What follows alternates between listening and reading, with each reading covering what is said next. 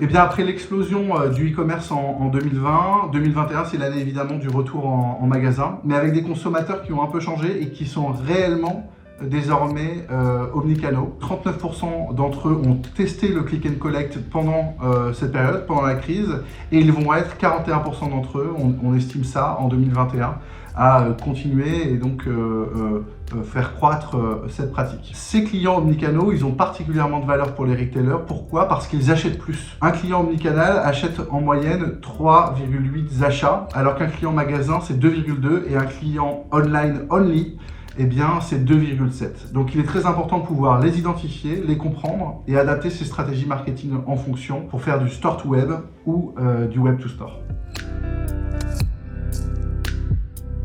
Eh bien, la première chose à faire, c'est sans doute d'avoir une stratégie d'audience holistique. Avoir une stratégie d'audience holistique, c'est comprendre le consommateur, qu'il soit online ou offline. Et la première étape, c'est évidemment de partager les données. On a l'habitude de regarder les données online.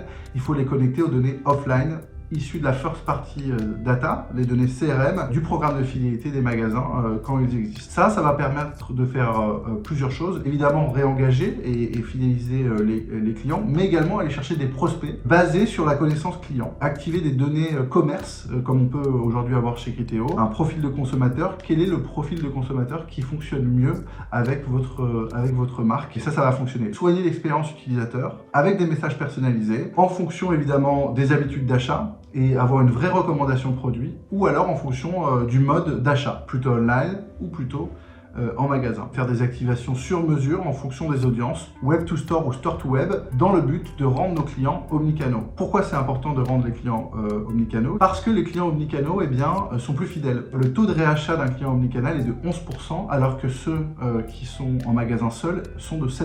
Donc c'est 51% de chance en plus de fidéliser un client quand on a un client omnicanal. C'est donc très stratégique pour un retailer. Les solutions Criteo sont efficaces pour ça, puisque 50% des clients magasins qui ont vu une campagne Criteo sont plus susceptibles de racheter un produit par la suite.